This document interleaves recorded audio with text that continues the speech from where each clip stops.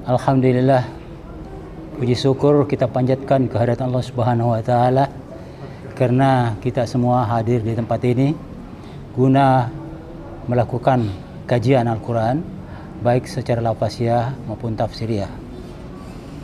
Berkat rahmat Allah Subhanahu wa taala, taufik, hidayah dan hinayahlah segala sesuatu yang kita rencanakan bisa terlaksana. Kemudian kita lanjutkan lagi dengan kajian Al-Quran secara tafsiriyah. Adapun surah yang kita bahas adalah surah Yasin di ayat 74 sampai dengan 79. Assalamualaikum warahmatullahi wabarakatuh. Waalaikumsalam warahmatullahi wabarakatuh. A'udzu billahi minasy syaithanir rajim.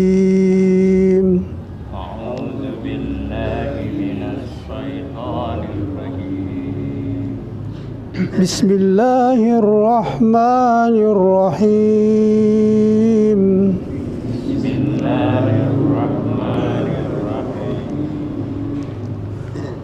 Wattakhadhu min dunillahi alihatan la'allahum yunsarun.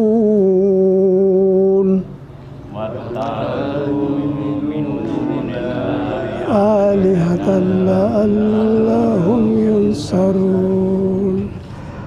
La yastati'una nasrahum wa hum lahum jundum muhdarun. La yastati'una nasrahum wa hum lahum jundum muhdarun. Fala yahzunka qawluhum inna na'lamu ma yusirruna wa ma yu'linun.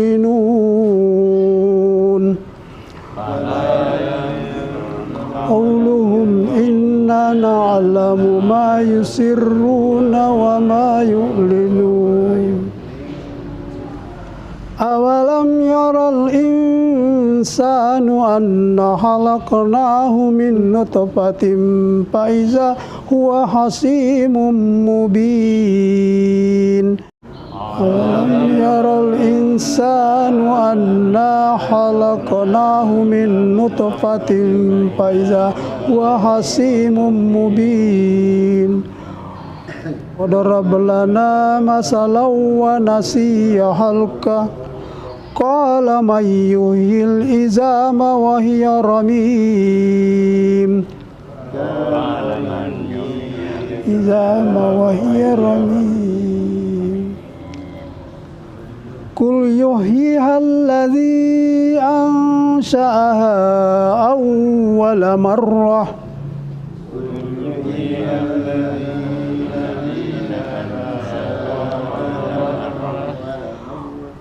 Wa huwa bikullil khalqin alim.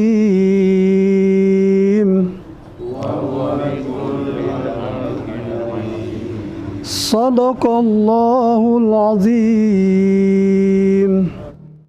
Saya berharap teman-teman bisa memberi tafsir sesuai dengan pengalaman-pengalaman dan bacaan-bacaannya. Assalamualaikum warahmatullahi wabarakatuh. Terima kasih yang tak terhingga atas kesempatan yang diberikan kepada saya. Tidak pakai kami, Pak. Tadi ada masalah semisal, ternyata bahasa Indonesia banyak dari bahasa Al-Quran.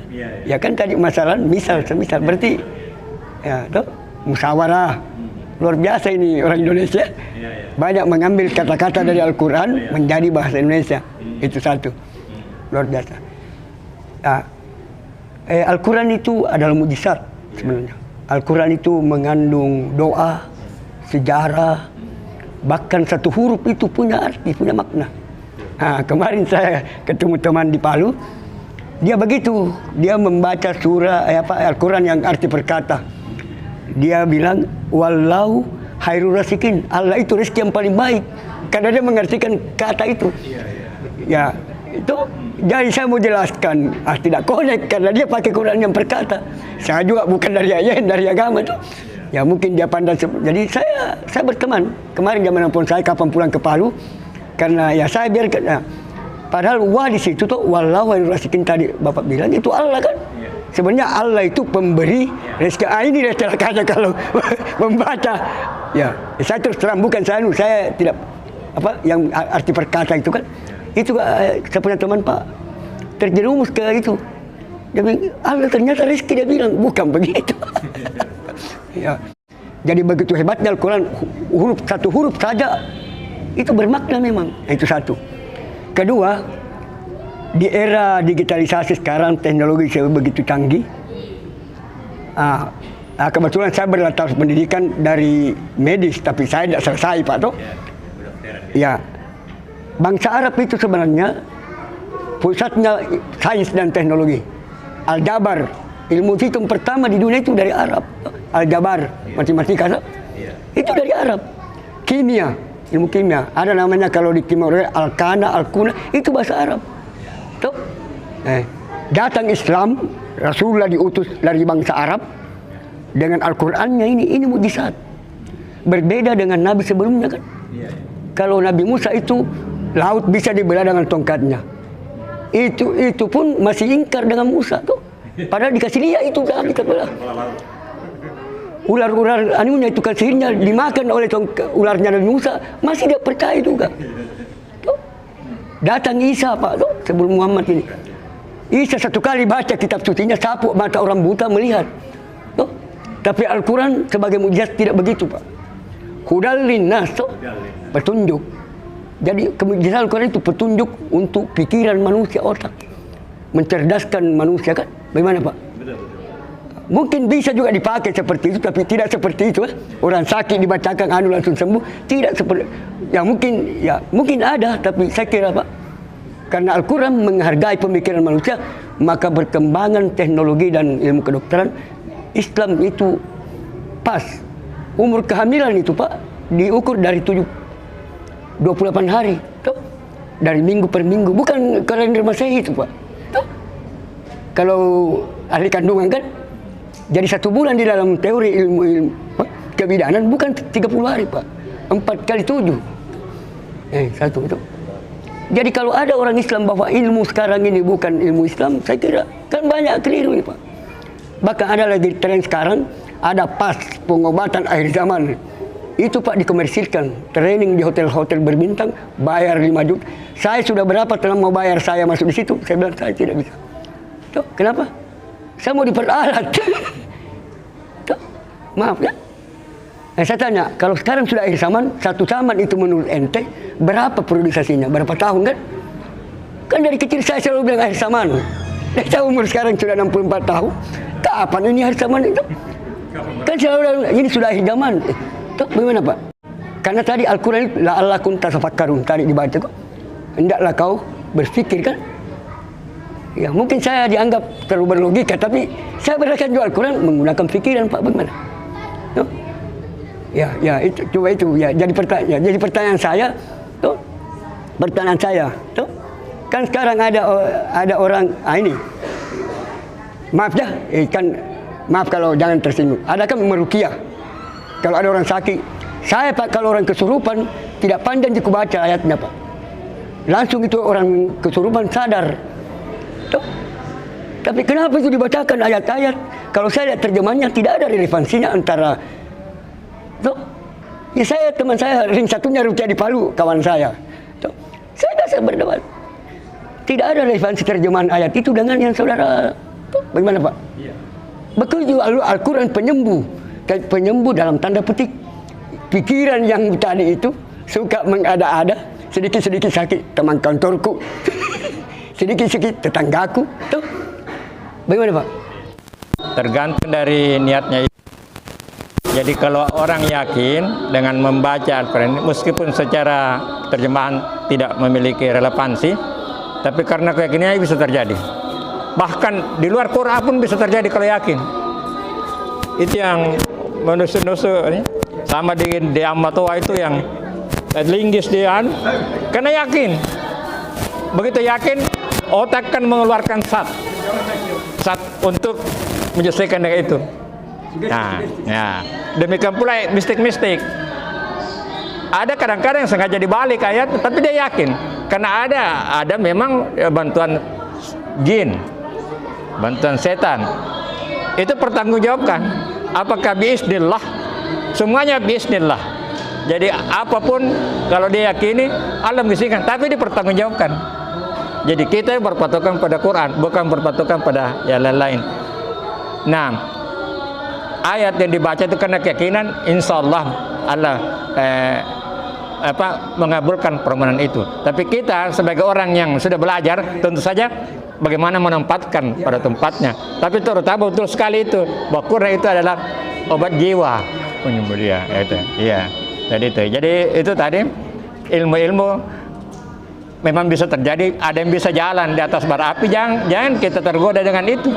Iya. Itu Allah mengizinkan, tapi dipertanggungjawabkan. Itu bantuan jin. Sementara kita diingatkan jangan bekerja sama dengan jin. Ya itu. Ya saya kira itu penjelasan tadi. Iya. Assalamualaikum warahmatullahi wabarakatuh. Assalamualaikum warahmatullahi wabarakatuh. Alhamdulillahirabbil alamin wassalatu wassalamu ala Rasulillah. Mohon maaf ini Pak sedikit tidak bersambung dengan ayat yang dibahas. Yang saya mau tanyakan ini mengenai berkaitan juga mengenai Al-Qur'an. Yaitu tentang membacakan Al-Fatihah. Biasa ada kita diajarkan kalau ada misalnya sakit, kita diajarkan membaca Fatihah, kemudian kita ambil air, kemudian air itu kita tiup, kemudian kita minumkan ke orang yang sakit, begitu. Apakah ini tidak bertentangan, Pak? Kenapa saya bilang bertentangan? Karena ada juga hadis mengatakan kita dilarang meniup makanan. Ada makanan yang panas itu kita dilarang tiup karena katanya ada kuman di mulut. Tapi kenapa ketika Al-Fatihah itu dibolehkan? Apakah betul itu kita meniup? Dan juga memang pernah saya tanya beberapa ustadz, katanya memang ada yang mengatakan tidak usah ditiup, ada juga mengatakan harus ditiup. Jadi yang mana yang sebaiknya kita lakukan begitu, ya Pak? Penelitian yang di Jepang itu adalah orang Jepang ingin membuktikan bahwa apakah betul air itu sebagai media menangkap pesan-pesan, gitu. Jadi ada 2 gelas air, yang satunya diberi ungkapan-ungkapan yang jahat, mencela, dan yang satunya dipuji-puji, kemudian diberikan, wah air ini indah sekali dan segala macam. Nah perbedaannya yang dipuji-puji tadi ini jernih sekali airnya, kristalnya ya, mengkristal dan jernih sekali. Sementara yang diberi ungkapan-ungkapan jelek, jahat dan segala macam itu agak keruh kelihatan di laboratorium ya. Jadi ini pun dipakai mikroskop itu. Jadi orang boleh jadi begini, waktu orang Jepang itu menjajah di Indonesia, dia lihat orang Indonesia nenek-nenek barangkali itu memberi obat kepada cucu-cucunya dengan air